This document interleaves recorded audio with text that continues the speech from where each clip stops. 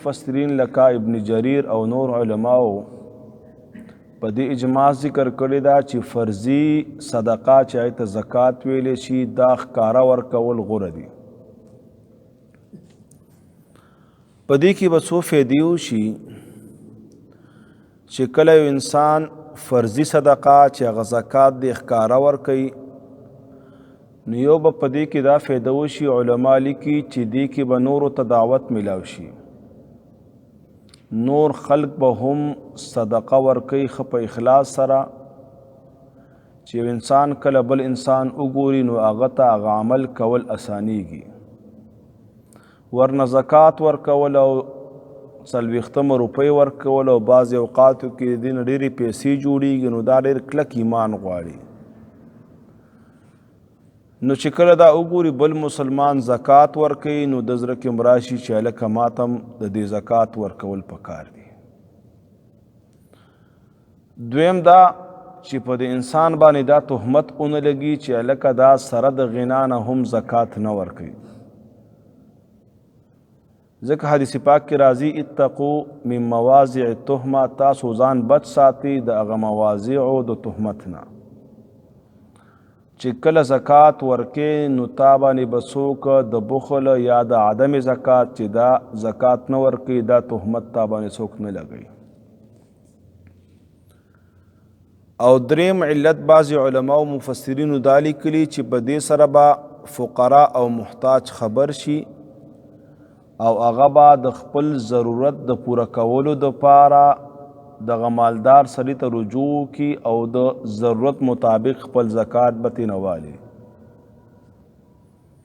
څلورم علت دام بعضې مفسرینو لیکلی چې یو سړی غني دی لیکن ظاهرا ځان فقیر ښکاره کړی دی یا په پټه سره خیراتونه زکاتونو پسې ګرځي او دی غني نو دا سړی به وشرمیږي او د خلکو مخ کې ځکه چې په ښکاره ورکوي نو دا به ښکاره میدان ته نه راځي د خلکو د شرم د وجې نه دته به هم عبرت میلاو شي دته به هم سوچ او فکر میلاو شي. نو فرضي صدقه چې زکات دی دا ښکاره ورکول علماوي افضل او غوره دي. عام نفلی صدقات په پټه ورکول افضل او غوره دي. یو حدیث پاک کې راځي نبی پاک علیه الصلاة والسلام فرمایي 2 کسان به د رب العالمین د عرش د سوري لاندې وي او دا هغه وخت دی چې سخته ګرمي به وي او یو روایت کې راځي چې ته 1 میل برابر نږدې شوی به وي نور. بیا علما فرمایي او خاصتا هغه راوي د حدیث فرمایي چې دا میل یو د مسافت میل دی. 1 میل په عربی کې د سترګو چې کوم رانجه کېږي او دې دپاره کوم سلۍ استعمالیږي دې ته میل وایي. نو ډېر زیات به رانږدې وي او ډېره سخته ګرمي به وي. د دې احساس که نن مونږ وکړو نو مر زمونږ نه ډېر لرې دی لیکن په ګرمۍ کې مونږ نه شو درېدی ډېر تکلیف مونږ ته میلاویږي. نو چې نور دومره راټیټي او سخته ګرمي په دغه ورځ باندې به 2 کسان د عرش د سوري لاندې یو به پکې هغه کس وي چې هغه صدقه ورکړي په ښي لاس باندې او دومره خفیه طریقې سره ورکړي چې ګڅ لاس ترې نه خبر شوی نه وي نو دا به هم په دغه ورځ د عرش د سوري لاندې وي. متفقون علیه حدیث دی. او چې کله انسان صدقه په پټه ورکوي دې کې ډېرې فایدې وي. نبی پاک علیه الصلاة والسلام یو حدیث دی چې یو کس ولګېده او هغه دا ویلي چې زه به صدقه ورکوم او د شپې به یې ورکوم. نو صدقه یې راواخیستله او د شپې بهر راوواته او یو کس ته یې په لاس کې صدقه کېښودله. پخوانو خلکو به صحابو هم دقه شان چې کوم مالدارو هغوی به صدقې ورکولي خو لیکن دا 10 روپۍ یا 20 روپۍ یا 500 یا 1000 نه بلکې صدقه یا زکات دومره ورکول پکار دي چې د هغه خو پې څه ګزاره وشي. دا 500 یا 50 روپۍ یا 100 داسې یو غریب پورې یو قسم خندا کولم دی چې ستا وس کېږي او زکات در باندې رب العالمین فرض کړی دی نو لږو کسانو ته ورکه او ښه پوره ورکه 20,000 او 10,000 او 50,000 ورکه چې به هم زکات دی ورکې به د الله حق دی. ته به یې د ځان نه جدا کې ښه مستحقین وګوره او ښه ضرورتمند وګوره، ښه کونډه یا یتیم چې تا ته ښه پوره یقیني ښه ته تفتیش نه رستو لکه مخکې آیت کریمه کې تیر شو تثبیتا من انفسکم. پنځه معناګانې مونږ وکړې. یو معنا وه تثبیت په معنا د تحقیق دی چې پوره تحقیق او تلاش وکړه.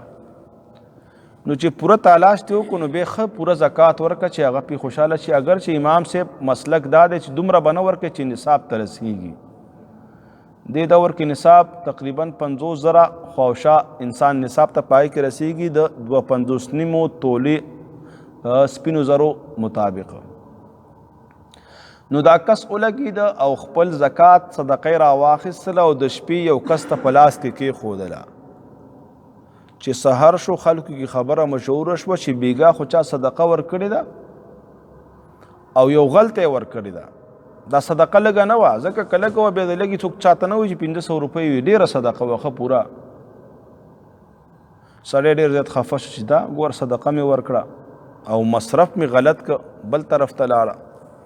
وایي زه خیر دوباره ولګېده صدقه او زکات یې راواخیسته او بله شپه ولګېده بل چا ته یې ورکړی او ښځه روانه وه هغې ته یې ورکړه. سبا به وي خلکو کې مشهوره شوه چې هلکه بېګا یو زاني ته زناکارې او بدکارې ښځې ته چا صدقه ورکړې ده. دا چې خبر شو بیا ډېر زیات خفه شو. په درېیمه ورځ سړی د استقامت والا د کمال والا همت لوی و، بې همته کېده نه. بیا یې صدقه راواخیستله او د شپې راوواته. یو کس په لار روان دی او هغه ته یې خفیه طریقې سره ورکړه. بیا خلکو کې مشهوره شو چې هلکه بېګا خو صدقه چا یو مالداره سړي ته ورکړې ده، لیکن د الله طرف نه پیغام راغی نبي ته چې د کومه صدقه ورکړه هغه ضایع شوې نه ده. وی چې کله غل صدقه واخیستله نو هغه ته یو سوچ راغی چې ګوره دا نیکان خلک دي بغیر د غلا نه ما ته ګوره مال د راکه نو زه ولې غلا وکړم، دومره نیکان او ښه خلک شته. نو هغه پیسې راواخیستې او خپل کار یې بې شروع کړ. اپړې او تبر وغیره پې واخیسته او د ځنګل نه خشاک مشاک شروع کړله. هغه ته یو عبرت میلاو شو. اصل کې دا بعضې مال کې خیر او برکت ډېر زیات وي، نو د اخلاص ډېر زیات و رب العالمین د هغې لږ مال نه هغه ته ډېر خیر ورکړه. او دویمه ښځه چې کومه زناکاره وه هغه ته هم تعجب ګوره د پیسو دپاره دا بدکاري کوم او الله خفه کوم او الله سره دشمني کوم. داسې نیکان خلک هم شه دومره وافر مقدار کې پیسې بغیر د ښودنې او بغیر د ریا نه او بغیر د ځان معلومولو نه ورکوي او هغه زنا پرېښوده ده. او چې کوم غني و هغه ډېر بخیل او شوم و، چاته به یې صدقه نه ورکوله، خیرات به یې نه ورکاوه. هغه خبر شو چې ګوره داسې خلک هم شته، په کار ده چې زم صدقه ورکوم. نو هغه کې د زکات ورکولو عادت جوړ شو. الله د زکات ورکول مستحق هغه وګرځه او خلکو ته به هغه زکاتونه ورکول. نو چې کله انسان زکات ورکوي یا صدقه ورکوي په پټه ورکوي رب العالمین به ته ډېر اجر ورکوي. لیکن صدقې ورکولو کې نیت ته اعتبار دی چې د انسان نیت صفا سوتره وي، خالص وي. او چې کله یو انسان پټه صدقه ورکوي نو دیم ډېرې فایدې دي. یو فایده دا ده چې دې کې به د فقیر د عزت او د حیا محفوظه پاتې شي، هغه به چاته ونه شرمیږي. ځکه چې کله ښکاره صدقه ورکوي نو فقیر هم بیا زړه کې خفه کېږي، سترګې شرمیږي او حیا ورته راځي. دویم دا چې ستا د مال حفاظت به وشي، ریا به پکې رانشي، ته به د ریا نه محفوظ شي. او بل دا چې کله انسان صدقه په پټه ورکي نو رب العالمین د ته ډېر اجر ورکوي.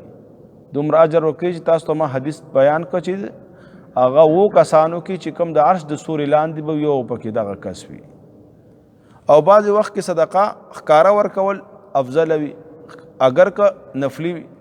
لکه یو حدیث کې راځي یو ځل نبي پاک علیه الصلاة والسلام ملګرو ته د صدقې اعلان وکړ، یو جهاد ته یو سري ته تللو.